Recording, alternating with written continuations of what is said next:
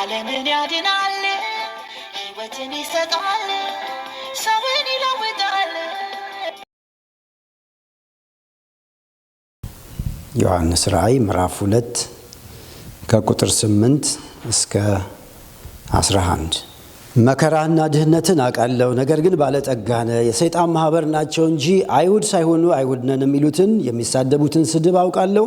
ልትቀበለው ያለ መከራ አትፍራ፣ እነሆ እንድትፈተኑ ዲያብሎስ አንዳንዶቻችሁን በወህኒ ሊያገባችኋለሁ። 10 ቀን መከራን ትቀበላላችሁ። እስከ ሞት ድረስ የታመንኩን የሕይወት አክሊል እሰጥሃለሁ። መንፈስ ለአብያተ ክርስቲያናት ያለው ሚለውን ጆሮ ያለው ይስማ። ድል የነሳው በሁለተኛ ሞት አይጎዳም። ልትቀበለው ያለህን መከራ አትፍራ። የአንድ ቤተ ክርስቲያን መልእክት ነው ዛሬ የምንሰማው። ስለ ሰመርኔስ የምትባለው ቤተ ክርስቲያን ነው። እዚጋ ስለ ሰመርኔስ ነው። ባለፈው ኤፌሶንን አይተናል። ዛሬ ሰመርኔስ እናያለን። የዛሬ መልእክታችን ርዕስ ልትቀበለው ያለህን መከራ አትፍራ በሚል ነው። አትፍራ በሚል ነው በአጠቃላይ መልእክቱ። ልትቀበለው ያለህን መከራ አትፍራ። እስቲ ለዚህም አሜን ይባላል። እስቲ በደንብ አሜን። ትባረካለህ ብቻ ሳይሆን ልትቀበለው ያለህን መከራም አትፍራ። እግዚአብሔር የተመሰገነ ይሁን። ጌታ ኢየሱስ የተለያየ መልእክት ነው እየሰጠ ያለውና ዛሬም ለኔና ለእናንተ የሚናገረን ነገር ልትቀበለው ያለው መከራ አትፍራ፣ እኔ አለው ካንተ ጋር አይዞ የሚል ነው። ዛሬ መከራ ብዙ ሰው የሚፈራው በዚህ ዘመን ምንድነው? መከራ ነው። መከራ ሊደርስብኝ ነው፣ መከራ ሊመጣብኝ ነው፣ መከራ እንዲህ ሊያደርገኝ ነው የሚል ያን ፍርሃት ነው ሰይጣን በብዙ አማኞች ፊት የሚያመጣው። ነገር ግን መጽሐፍ ቅዱስ መከራን ብቻ አስወግዳለሁ ብቻ ሳይሆን አትፍራውም የሚል ነገር አለ። ዛሬ እንግዲህ ይህን ቃል ከተማርን በኋላ መከራን መፍራት ማቆም አለብን ማለት። አትፍራ፣ መከራን አትፍራ የሚል ነው። እንግዲህ በዚህ ቦታ ስንመለከተው ስለ ሰመርኔስ ቤተክርስቲያን፣ ሰመርኔስ ከኤዥያ ማይነር ካሉት ቱርክ ውስጥ ከነበሩት ቤተክርስቲያናት አንዷ ነች። የምትገኝ የነበረው በምዕራብ ቱርክ ነው። በአሁኑ ጊዜ አዝሚር የሚባል ስም ነው የተሰጣት። አሁን ቱርክ ብትሄዱ አዝሚር የሚባል ከተማ እቺ ሰመርኔስ ነች ማለት ነው። አዝሚር ትባላለች። በጣም ቆንጆ ከተሞች መካከል ሶስተኛዋ ነች። በጣም ውብ ከተማ ነች። አዝሚር እንግዲህ በአሁን ሰዓት አሁን ራሱ ባለንበት በዚህ ዘመን ወደ 500 አማኞች አሉ። በጣም ይገርም ነው። ከሰባቱ አብያተ ክርስቲያናት ቀጣይነት ያለው እስካሁን ድረስ አማኞች ያሉባት ሰመርኔስ ቤተክርስቲያን ነች እና በጣም የአገሩ ነዋሪዎች የሆኑም የሚያምኑበት የኢትዮጵያም ቸርች አለ፣ የተለያዩ ቸርቾችም አሉና ወደ 500 የሚሆኑ አማኞች በዚህ ጊዜ አሉ ማለት ነው። በጣም የሚገርማችሁ በአሁኑ ሰዓት ስታቲስቲክሱን ስታዩ 98.8 ሙስሊም ነው። አሁን እቺ ሰመርኔስ ቤተክርስቲያን መልእክቱን ከማየታችን በፊት ውስጧ ምንድነው ቻሌንጁ፣ መከራው ምንድነው ያመጣባት ስንል በሁለት ምክንያት ነው። ከተማይቱ ሁለት ነገር ነበረባት። አንደኛው የግሪክ ጣዖታት የሞሉባት ከተማ ነች፣ ጣዖት።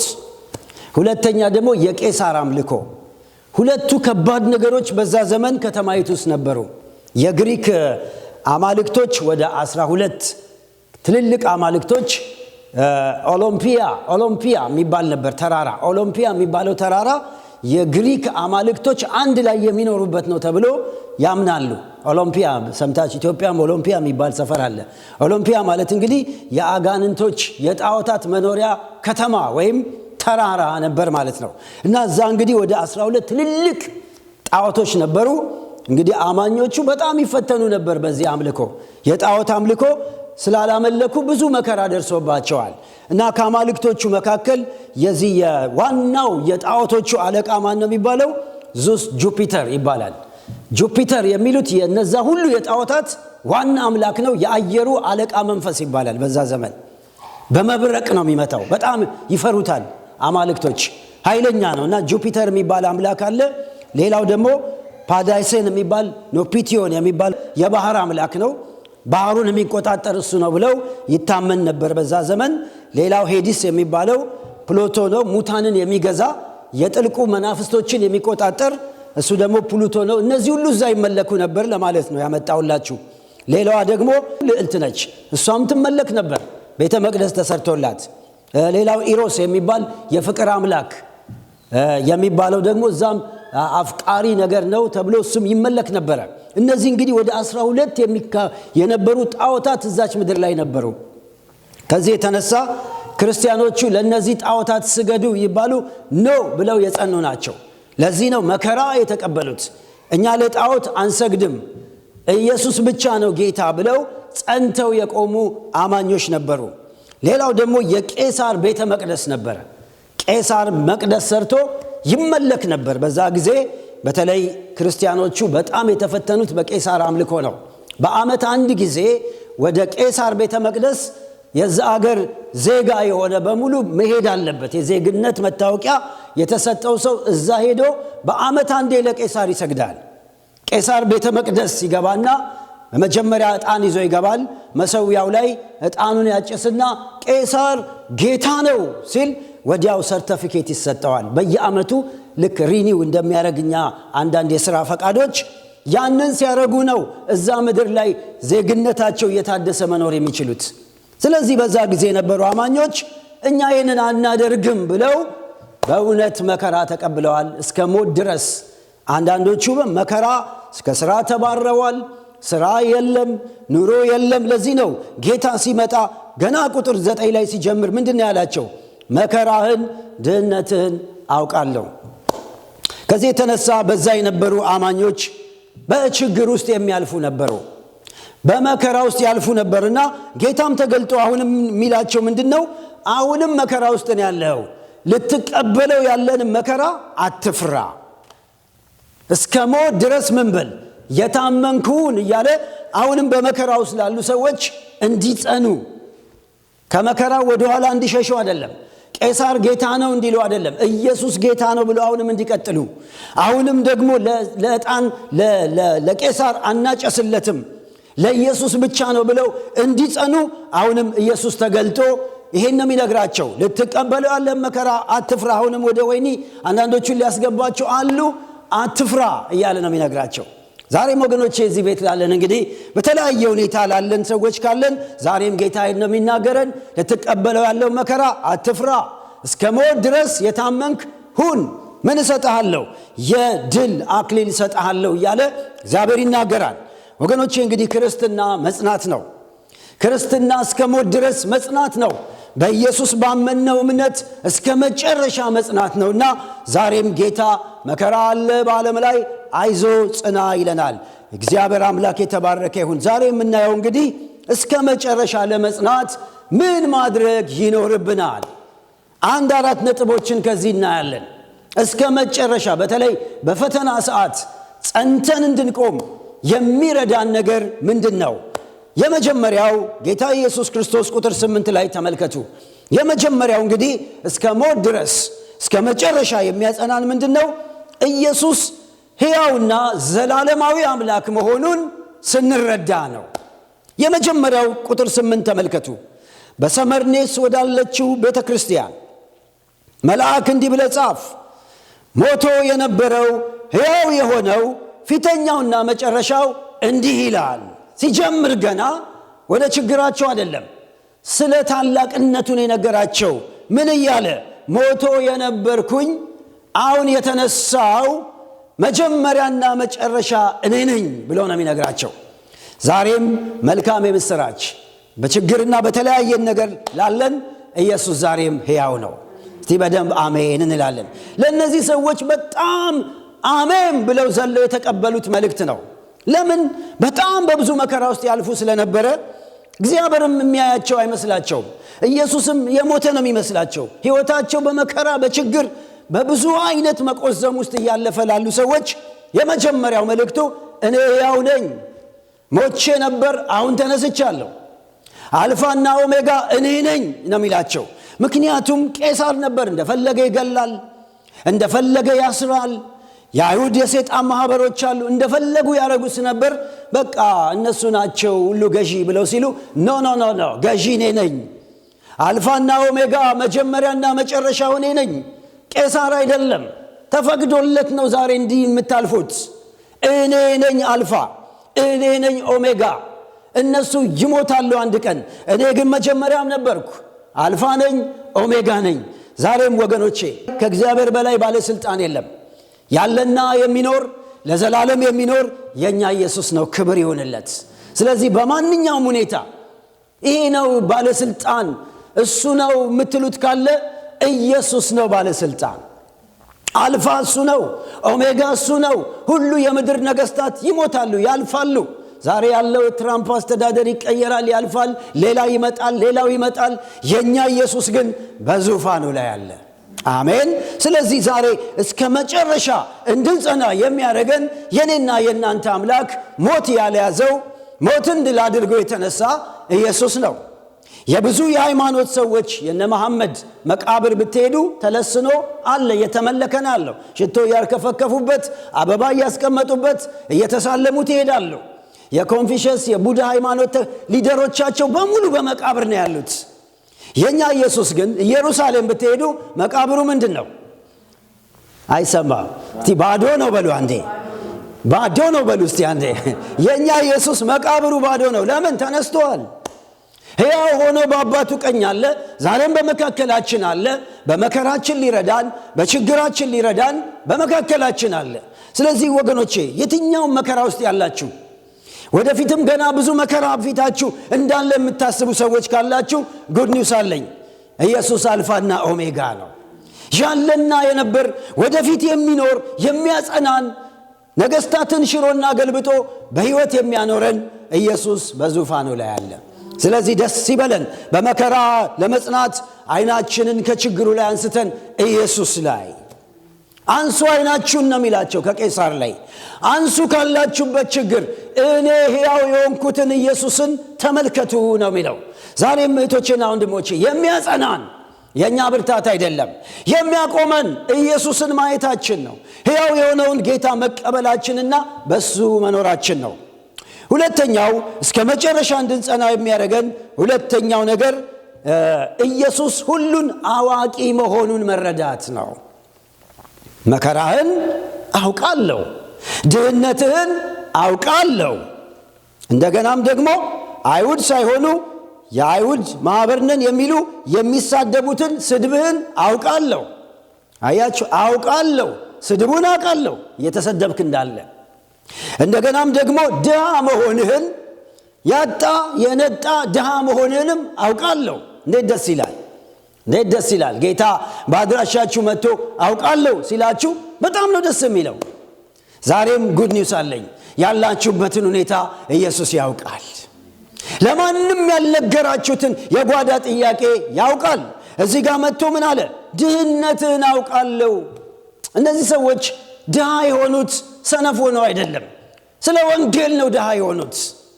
ምክንያቱም ለቄሳር ስገድና ላይሳንስን አሳድስ ሲባል ኖ አላደርገውም፣ ኢየሱስ ጌታ ነው፣ ስራው ይቅር እንጂ ብለው ሲሉ ስራ የለም፣ የገቢ ምንጭ የለም፣ ኢኮኖሚ የለም። ስለዚህ የሚበሉት ሁሉ ያጡ ነበሩ ነው የሚባለው። በቀን አንዴ እንኳን አይመገቡም ይላል የታሪክ መጽሐፍ ላይ። ትንሿን ዳቦ ተቆርሰው የሚኖሩ ሰዎች ናቸው የሚበሉት። ድሃነትን አውቃለሁ።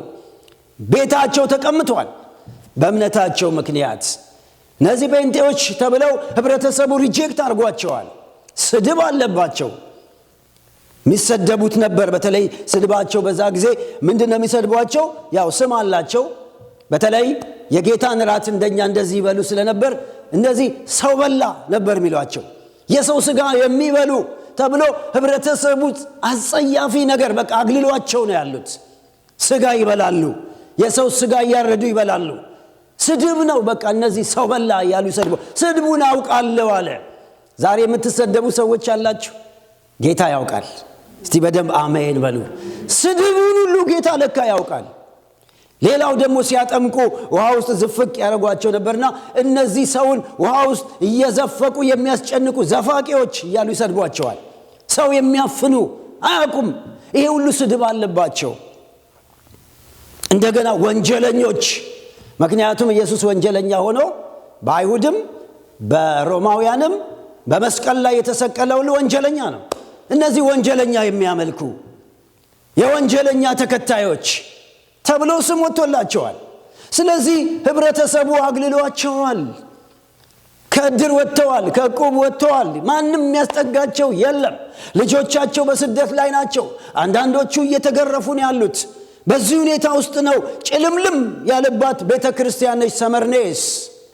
ወገኖቼ ስለ ስሙ ነው መከራ የተቀበሉት። ግን በዚህ ሁሉ ጌታ ያየናል። ጌታ አለ። አሁን እንደዚህ ስራ ስናጣ ልጆቻችን እያሉ ባሉበት ሰዓት ጌታ መጥቶ ድህነትን አውቃለሁ አለ። ሃሌሉያ። ችግርን አውቃለሁ አለ።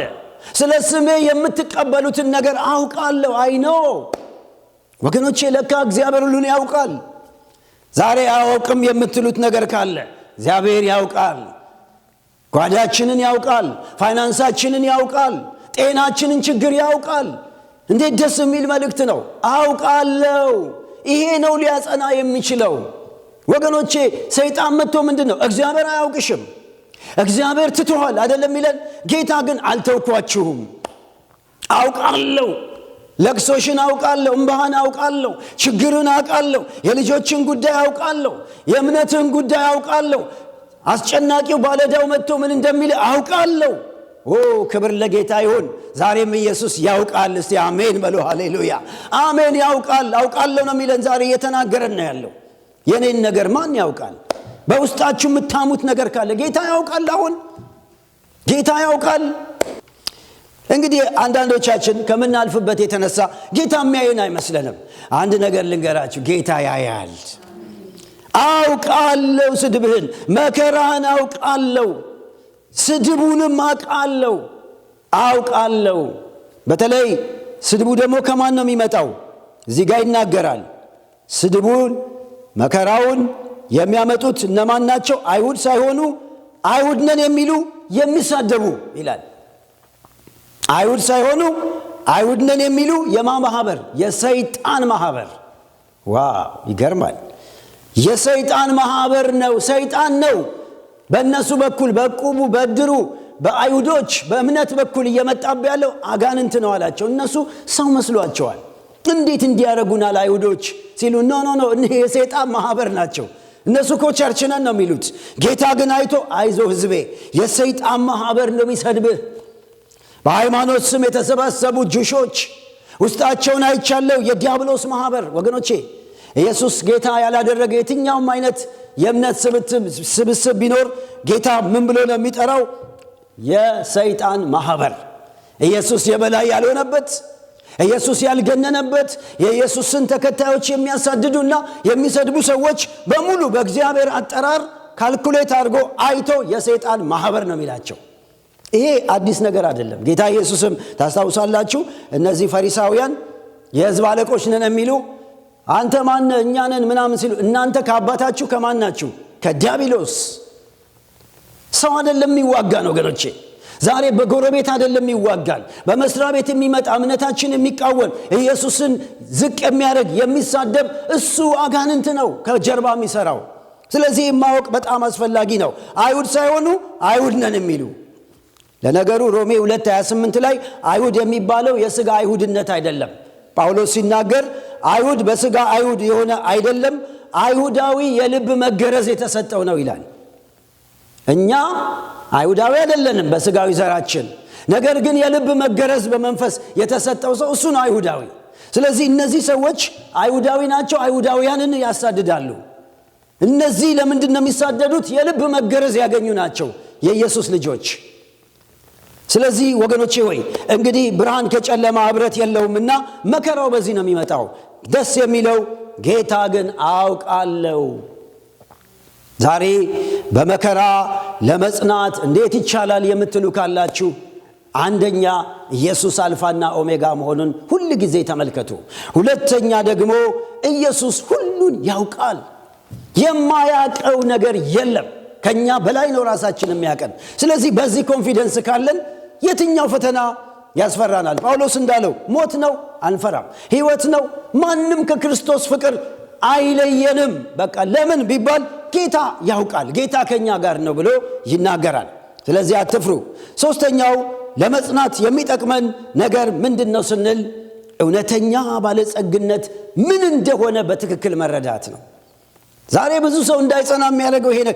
እውነተኛ ባለጸግነት ምን እንደሆነ ብዙ ሰው ስላላወቀ እየተፍገመገመ ይወጣል። ጌታን ጠብቄ አጣው እያለ ይሄዳል። ምንድነው እውነተኛው ባለጸግነት? እዚህ ተመልከቱ። መከራህን አውቃለሁ፣ ድህነትህን አውቃለሁ፣ ግን ባለጠጋ ነህ። እስቲ ለዚህ አሜን። አረ በደንብ አሜን። ይገርማል። ድሃ ነህ፣ የምትበላው የለህም፣ ቤት የለህም፣ ህብረተሰቡስ እየሰደበ ነው ያለው፣ አንተም ጎስቁለ ነው ያለው፣ ኑሮም የተሳካ አይደለም። ግን በእኔ አይን ምንድነህ? ባለጸጋ ነህ። እንዴት ደስ የሚል ዜና ነው! ሰው ሁሉ ድሃ እያለ ሲሰድባቸው ራሳቸውንም በህብረተሰቡ ግምት ውስጥ አስገብተው እኛ ድሃ እስከ መቼ በድህነት በቃ ጌታ ትቶናል ሲሉ ጌታ መጣና እውነተኛ ባለጸግነት ቁሳዊ ነገር አይደለም ይላቸዋል። እውነተኛውን ባለጸግነት አንተ ጋር አግኝቻለሁ። ስለዚህ ሀብታም ነህ፣ ባለጸጋ ነህ። አሜን። ክብር ለጌታ ይሁን። የዘመኑ ወገኖቼ ትልቁ ችግር እንዳንጸና የሚያደርገን ይሄ ነው። ሰይጣን ይመጣና አንድ ነገር ስናጣ ድሃ እኮ ነህ ስለሌለን ማለት ነው። አንዳንድ ነገር አንተ እኮ ድሃ ነህ፣ አንተ እኮ በቃ ተመልከተው ጓደኛህን፣ ይኸው የሚይዘው መኪና ተመልከተው፣ እሷን እንዲሆና እያለ ያሳየናል። እኛ ደግሞ በዚህ ዓለም ነገር እንለካና ያንን ነገር እኔ ድሃ ነኝ እንላለን። ከዛ እግዚአብሔር ሆይ ተውከኝ፣ አንተን እየተከተልኩኝ በቃ ምንም የለኝም፣ ቤት የለኝ፣ ልሞት ነው ስንል አዎ ውጣ ከእግዚአብሔር ቤት ያወጣቸዋል አንዳንዶች። የገባው ግን ወገኖቼ ሆይ ምንድነው እውነተኛ ባለጠግነት ብለን ስናስብ እውነተኛ ባለጸግነት በክርስቶስ ኢየሱስ እግዚአብሔርን አውቆ ጌታን እያመለኩ መከተል ነው። እስቲ ለዚህ አሜን። እውነተኛው ባለጠግነት ቦርናጌን በክርስቶስ ዳግም ተወልዶ ኢየሱስን እየተከተሉና እያገለገሉ እሱን እየመሰሉ መኖር፣ ይሄ ነው ፕሮስፔሪቲ። በእውነት በእግዚአብሔር አይን ይሄ ነው። እኛ እንደምንለካበት አይደለም። ያ የዓለም መለኪያ ነው። ብር አለው፣ ቤት አለው፣ መኪና አለው፣ ትዳር አለው። ይሄ የዘመኑ ወንጌል ራሱ ጎስፕል የተመረዘበት ፕሮስፐሪቲ ጎስፕል የሚባል ታውቃላችሁ አይደል? የብልጽግና ወንጌል ብዙ ቦታ አሁን ሳይታወቅ የገባበት ነው። ኢየሱስን ተከተል ትበለጽጋለህ፣ ኢየሱስን ተከተል ቤት በቤት ትሆናለህ፣ ኢየሱስን ተከተል መኪና በቃ ይሰበካል። ሰው ሲጠብቅ የለም፣ ቤት የለም፣ መኪና የለም፣ የሚባለው የለም። በቃ ጌታ ትቶኛል ብሎ ወደ ዓለም የገቡ ወጣቶች ብዙ ናቸው። ጌታ ግን ሲጠራ ሰዎችን ማንም እኔን መከተል የሚወድ ቢኖር የዘላለም ሕይወት አለው ነው ያለው። እስቲ ለዚህ አሜን። ኢየሱስን የምንከተለው እውነተኛው ባለጸግነት የዘላለም ሕይወትን ለማግኘት በክርስቶስ ኢየሱስ ድነን ኢየሱስን እየመሰልን ስንኖር እሱ ነው ፕሮስፔሪቲ። ሌላውስ በረከት አይደለም፣ እሱም በረከት ነው። ይሄ በደንብ አሁን ለማስረዳት በቀላሉ መስሪያ ቤት ተቀጥራችሁ የምትሰሩ ሰዎች አላችሁ። ተቀጥራችሁ ወር ላይ የምታገኙት እሱ ነው ትክክለኛ ደሞዛችሁ። 1,000 ከሆነ ወይም 10,000 ከሆነ እሱ ደሞዛችሁ ነው። ያለሱ መኖር አትችሉም። ያለሱ ቢል መክፈል አትችሉም። ግን እያንዳንዱ መስሪያ ቤት ደግሞ ምን አለው? ቤኔፊት የሚባል አለው አይደል? ከደሞዙ ውጪ የጤና ቤኔፊት አለ። እዚህ ሀገር የተለያየ ልጆች ቤኔፊት አለ። ደሞዝ ነው ቤኔፊት ነው። ዋነኛው ደሞዝ ነው። ቤኔፊት ቢቀርም በደሞዝ መኖር ይቻላል። እንዲህ ነው ክርስትናም። ዋናው ደሞዛችን የዘላለም ሕይወት ነው። እስቲ አሜን። ቤኔፊት ግን እዚህ መንገድ ላይ ስንኖር ክርስቶስን ስንከተል ጌታ ቤት ጣል ያደርግልሃል፣ ከፈለገ መኪና ይሰጣል፣ ከፈለገ ቁሳቁሱን ይሰጣል። ቤኔፊቱ ላይ ሰው እኮ ቤኔፊቱ ላይ ነው። በዚህ ዘመን ወንጌሉ ተበላሽቷል። ቤኔፊቱ ላይ የት አለ? ቤኔፊቱ ላይ ነው። ዋናው ሕይወት ነው። ለዚህ ነው ኢየሱስ እችን ድሃ ቤተ ክርስቲያን፣ ምንም የሌላትን ቤተ ክርስቲያን ድሃ ነሽ ግን ባለጸጋ። በዚህ የምትደሰቱ ሰዎች አላችሁ። ለዚህ ነው እኮ በጌታ ምን ይበላችሁ ብሏል? አይሰማም። ደስ ይበላችሁ፣ በመዳናችሁ ደስ ይበላችሁ። በክርስቶስ ኢየሱስ ባለ ደስ ሲለን ነው እስከ መጨረሻ መጽናት የሚቻለው። እስከ መጨረሻ መቆም የሚሄዱ ሰዎች ወገኖቼ፣ ቤት ይሰጣል፣ መኪና ይሰጣል፣ ትዳር ይሰጣል ተብለው የጀመሩ ሰዎች አይጸኑም። ያንን ባጡ ጊዜ ከጌታ ጋር አይኖሩም። የዘላለም ሕይወት ታገኛለህ ተብለው ግን የመጡ ይኖራሉ። ይኸው እኛም አለን። ክብር ለእግዚአብሔር ይሁን። ብዙዎቻችሁ እዚህ ቤት ገብቷችሁ ነው የምትከተሉት። ብዙ መከራ አለባችሁ፣ ብዙ ችግር አለባችሁ፣ ብዙ ድህነት አለባችሁ። ግን ችክል አድርጋችሁ ዛሬ ኢየሱስ ልትልኩ የቻላችሁት የላኛውን እያያችሁ ስለሆነ ነው። አሁንም በጌታ በኢየሱስ ስም የላኛው ይብዛልን። በኤፌሶን መጽሐፍ ላይ እንዲህ ይላል፣ በሰማያዊ ስፍራ በመንፈሳዊ በረከት ሁሉ የባረከን የጌታችን የኢየሱስ ክርስቶስ አምላክና አባት ይባረክ። ተባርከናል። ገና ለመባረክ አይደለም እንከተለው። ቅድም ብያቸዋለሁ፣ ቤኔፊቶች ይመጣሉ። ምንም ችግር የለውም፣ ይመጣል። በቃ ምንድነው የሚለው? አምላክን እግዚአብሔርን ተከተል። እነዚህ በረከቶች ምን ይላሉ? ይመጣዋል፣ ይከተሉልሃል ነው። እነዚህ ተከታይ ናቸው። አንተ ኢየሱስን ስታከብር በጌታ ደስ እያለ በችግርም ደስ እያለ ስትሄድ ዞር ስትል የሆነ ይከተልሃል። ቤት ይከተልሃል፣ መኪና ይከተልሃል፣ የዚህ ዓለም ገንዘብ ዞር ስትል እንደ መጣ እንደ እያልክ የምትቀበለው እንጂ የምናሳድደው አይደለም። የዘመኑ ወንጌል እንግዲህ ተገልብጦ ነው ያለው። ሰው ቤተ ክርስቲያን የሚመጣው የሆነ ቦታ የሚሄደው የሆነ ነገር ይዞ ለመምጣት ነው። ያ የሚጨመር ነው። አስቀድማችሁ የእግዚአብሔርን መንግስትና ጽድቁን ፈልጉ፣ ሌላው ይጨመርላችኋል። በጌታ በኢየሱስ ስም ጌታ ይጨምርላችሁ፣ ቤኔፊት ይብዛላችሁ። አሜን። ዋናውን ይዛችኋል። ዋናው ስለያዛችሁ ቤኔፊት ነው። እሱን እግዚአብሔር የሚጨምርልን ነገር ነው። ስለዚህ ነው ባለጸጋ ነህ ይለናል። ይህንን ካወቅን ማንም አይነቀንቀንም፣ እስከ መጨረሻ እንቆማለን። ሌላው እስከ መጨረሻ ለመቆም የሚረዳን ነገር ምንድነው? መከራን እንዳለ አውቀን መጽናት፣ አለመፍራት። ልትቀበለው ያለ መከራ አትፍራ፣ አለመፍራት ነው። ሌላው ሊያቆመን የሚችለው አለመፍራት ነው።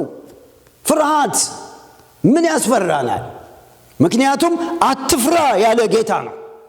አይዞ ያለ ጌታ አያሳፍርም። አይዞ ብሏቸው እዚህ ጋር አትፍራ፣ ገና ሌላ መከራ ይመጣል 10 ቀን ይላል። ተመልከቱ፣ ገና አንዳንዶችን ወደ ወህኒ ቤት ሊያስገባቸው አለ። 10 ቀን ገና መከራ ትቀበላላችሁ የሚልም እናያለን። መከራ ውስጥ ናቸው፣ ይቀጥላል የሚል ነገር። ዛሬ መከራው ይቀጥላል በብል አሜን የሚል የለም አይደል? ግን ቢቀጥልም በዛ ውስጥ በረከት አለው ማለት ነው። በመከራ ውስጥ ፖሊካርፕ የተባለው ባለፈው እንደነገርኳችሁ የዚህ የሰመርኔስ ቤተክርስቲያን ዋና ፓስተር ነው። እሱ በእሳት ተቀቅሎ በእሳት ውስጥ ተጥሎ ነው የሞተው። ፖሊካርፕ እስከ መጨረሻ እስከ ሞት ድረስ ይህን ኢየሱስን ትተዋላ አትተውም? የሚነድ እሳት አለ፣ እዛ ውስጥ ልንጨምር ነው፣ ትተዋላ አትተውም?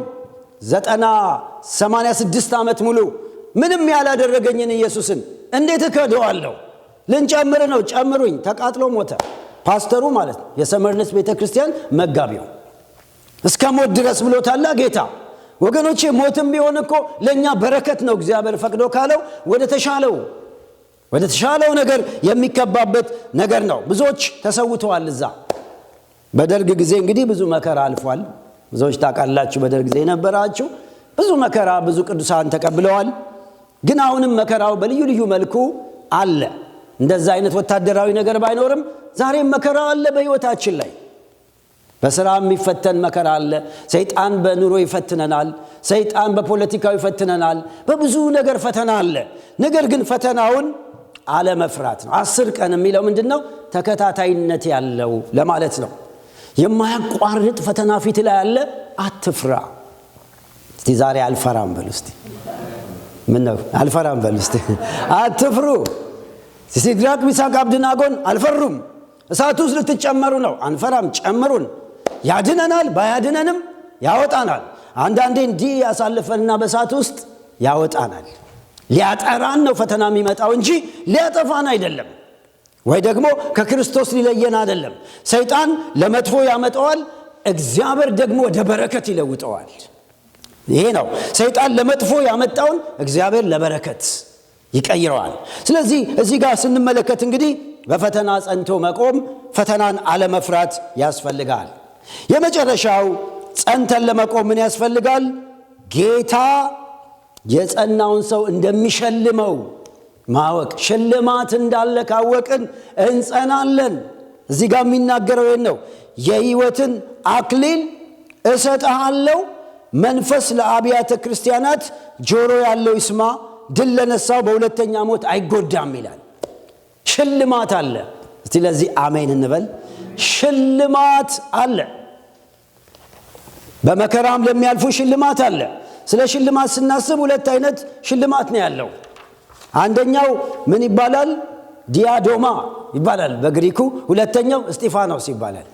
ሁለቱም የሽልማት አይነቶች ናቸው። እስጢፋኖስ ማለት የሰው ስም ሳይሆን ሽልማት ማለት ነው። ዲያዶማም የሚለው ሽልማት ነው። በግሪኩ 2 ነው። ዲያዶማ የሚባለው ምንድነው? ንጉስ ወይም የንጉስ ልጅ የሆነ የሚሰጠው ሽልማት። ምንም ሳያደርግ ንጉሱ የሚሸልመው እሱ ዲያዶማ ይባላል። ይሄ ለሁላችን ተሰጥቶናል። የእግዚአብሔር ልጆች ስለሆንን ይሄ ዲያዶማን እናገኘዋለን።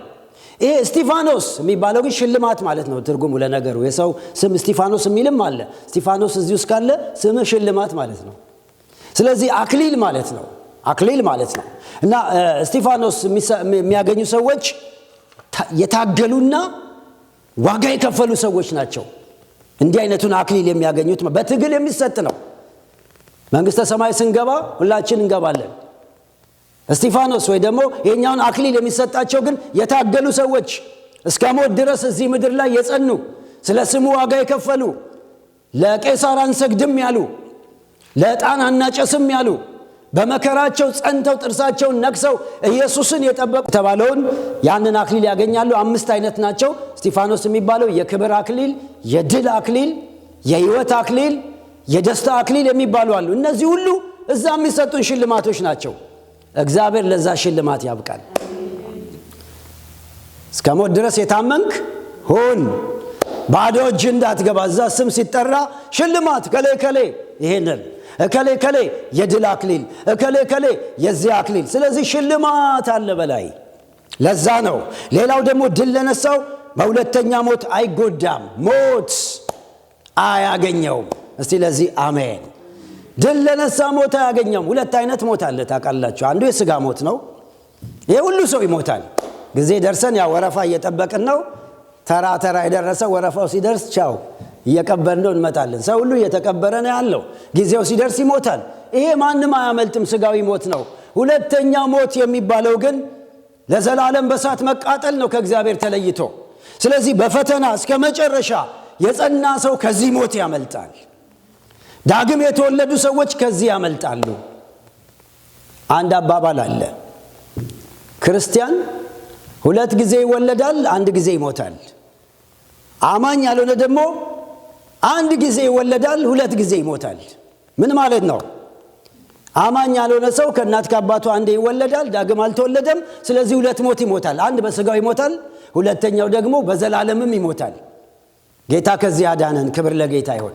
እኛ ግን 1 ከእናታችን ተወለድን፣ ሁለተኛ ደግሞ ከመንፈስ ኢየሱስን ተቀብለን ተወለድን። 2 ተወልደናል። የምንሞተው 1 ብቻ።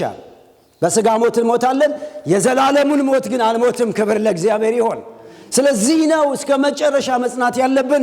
ዳግም የተወለድን ስለሆነ ሁለተኛው ሞት እኛ ላይ አይሰራም። ወገኖቼ ሆይ ዛሬ እግዚአብሔር እንዲህ ነው የሚለን፣ እስከ ሞት ድረስ የታመንክ ሁን። በየትኛውም ችግር ብታልፍ ጌታ ካንተ ጋር አለ። የትንሣኤው ጌታ ከኛ ጋር አለ። አትፍሩ።